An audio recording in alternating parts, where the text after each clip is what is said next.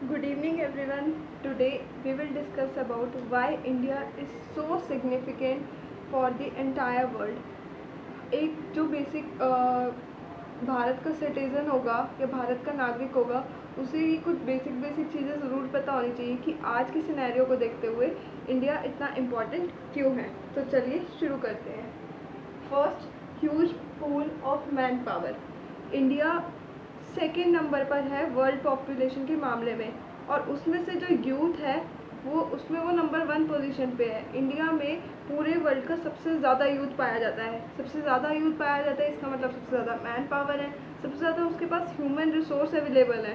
तो इसीलिए इंडिया बहुत बड़ा सोर्स है बाहर आउटर वर्ल्ड के लिए एक आउटसोर्सिंग का। कि मतलब कोई भी आपने सुना होगा आउटसोर्सिंग, कॉल सेंटर्स, इन सब में क्या होता है कि जो यूजुअली जो इतना इम्पोर्टेंट काम नहीं होता बाहर का, जैसे अकाउंट्स क्लोज करना या कुछ छोटी बड़ी क्वेरीज देना, वो सारी इंडिया से ही काम लिया जाता है। उसी काम को बोलते हैं आउटसोर्सिंग करना।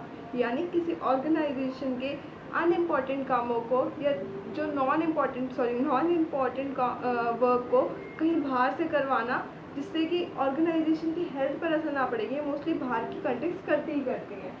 Second, large economy and huge market.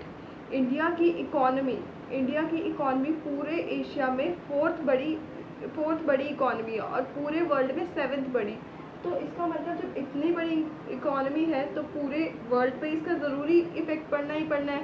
Plus huge market, यहाँ पर आपको हर तरीके की वैरायटी मिलेगी। आप एक साबुन भी उठा के देखोगे ना, उसमें भी आपको जेल बार सोप्स या अब तो बॉडी वॉशेस भी आने लग गए। तो इतनी ह्यूज मार्केट है, इतनी जल्दी जल्दी ये रैपिडली ग्रो करती है। तो इस वजह से ये पूरी वर्ल्ड का एक ऐसा अट्रैक्टिव एक ऐसी जगह बनती है जहाँ पे लोगों को बहुत ज़्यादा इंटरेस्ट होता है अपना सामान बेचने में। Third number is tourism. Tourism के लिए सबसे बड़ी अगर हम बात करें तो ताजमहल की, सबसे बड़े 7 अजूबों में से एक ताजमहल को माना जाता है। इसके अलावा यहाँ के हर जगह का, हर स्टेट का, या आप किसी हर डिस्ट्रिक्ट का भी उठा के देख लोगे ना, वहाँ का भी अलग अलग इतिहास है, अलग अलग घूमने फिरने की जगह हैं। तो इसी वजह से tourism. Number 4, political influence on other countries. अब यहाँ पे पॉलिटिकल बोलना गलत होगा, बट स्टिल पॉलिटिकल इन्फ्लुएंस का कहीं ना कहीं असर पड़ता है। जैसे अब जब से मोदी जी आए हैं तो हमें लीडरशिप के मामले में बहुत ज़्यादा इम्पॉर्टेंट माना जाता है कि कैसे कैसे मोदी जी हर देश में जा के अपनी विदेश यात्रा कर रहे हैं। तो उसके अकॉर्डिंग तो मोदी जी के गवर्नमेंट में आने में बहुत बड़ा इन्फ्लुएंस पड़ा है दूसरी कंट्रीज़ पे। तो अवेलेबिलिटी ऑफ नेचुरल रिसोर्सेज, यहाँ पे अगर आप पानी की बात करो, कोयला की बात करो, आपको हर तरीके के नेचुरल रिसोर्सेज मिलेंगे। तो इसलिए कि इतनी ज़्यादा डाइवर्सिटी है कि कोई हद ही नहीं। कहीं ऊंचे ऊंचे पहाड़ हैं तो कहीं इतना गहरा समुंदर है। तो यानी इंडिया इतना बड़ी जगह है कि कोई कुछ हद ही नहीं। तो इतनी ज़्यादा वहाँ पे बायोडाइवर्सिटी हमें मिलती है, और यहाँ पे बहुत सारे नेचुरल रिसोर्सेज के भंडार भी हैं। 6 पे अगर हम बात करें इंडियन ओशन की बात मैंने अपनी पिछली वीडियो में की थी। अगर आपको चेक करनी हो तो मैं उसका लिंक डिस्क्रिप्शन में भी दे दूँगी, आप ज़रूर सुनिएगा। इंडियन ओशन डिफेंस और ग्लोबलाइजेशन दोनों टर्म्स भी हमारे लिए बहुत इंपॉर्टेंट है। Next, rising military power. अभी भी हमारे हिंदुस्तान ने बहुत सारे राइफल्स परचेज़ किए हैं। यहाँ की मिलिट्री पावर इतनी स्ट्रॉन्ग है कि इसका खुद ब खुद ही बाहर के देशों पे बहुत अच्छा असर पड़ता है। तो यानी जब कोई इंडिया की मिलिट्री पावर देखता है ना, तो वो चाहता है कि हाँ, इस देश को अगर हम अपना दोस्त बनाएंगे तो हो सकता है कि हमारे लिए भी एक सेंस ऑफ सिक्योरिटी प्रोवाइड करेगा। तो इसी वजह से कई नए नए देश जो है वो इंडिया की तरफ दोस्ती का हाथ बढ़ा रहे हैं। नेक्स्ट है massive industrial production growth. Yes, अब हमारे यहाँ पे इंडस्ट्री इतनी जल्दी जल्दी ग्रोथ कर रही है। पहले कभी एक टाइम पे हाथों से कढ़ाइयाँ होती थी हर चीज़, बट अब आजकल के टाइम में हर चीज़ के लिए मशीनरी अवेलेबल है। मतलब इतनी जल्दी जल्दी इंडस्ट्री ग्रो कर रही है, इतनी जल्दी जल्दी टेक्नोलॉजी ग्रो कर रही है। तो उस अकॉर्डिंग से करंटली इंडिया की जो ग्रोथ है वो 5% है, जापान की 2% है, और चाइना की 8.1% है। यानी आप हिसाब लगा सकते हैं कि इंडिया अपने अकॉर्डिंग से बहुत सही चल रहा है।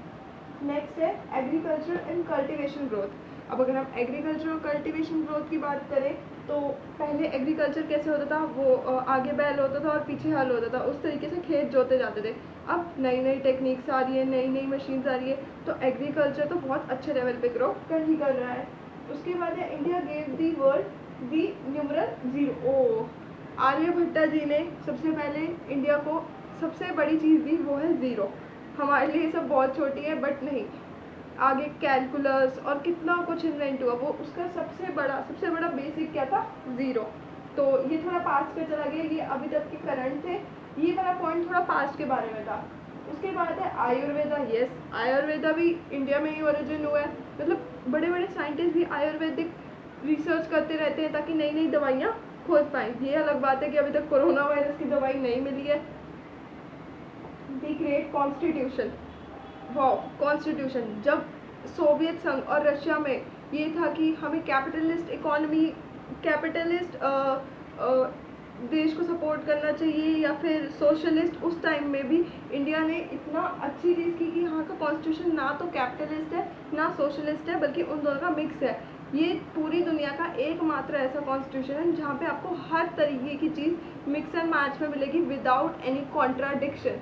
आई रिपीट, कॉन्ट्राडिक्शन होते रहते हैं, but still without any contradiction यहाँ पर, मतलब जितनी तारीफ करो कॉन्स्टिट्यूशन की कम है। तो इसी के साथ ये तो सिर्फ कुछ पॉइंट्स थे, इतनी ज़्यादा इंडिया वर्ल्ड के लिए क्यों इम्पोर्टेंट है उसका एक पार्ट 2 भी ज़रूर आएगा, तो वो भी ज़रूर देखिएगा।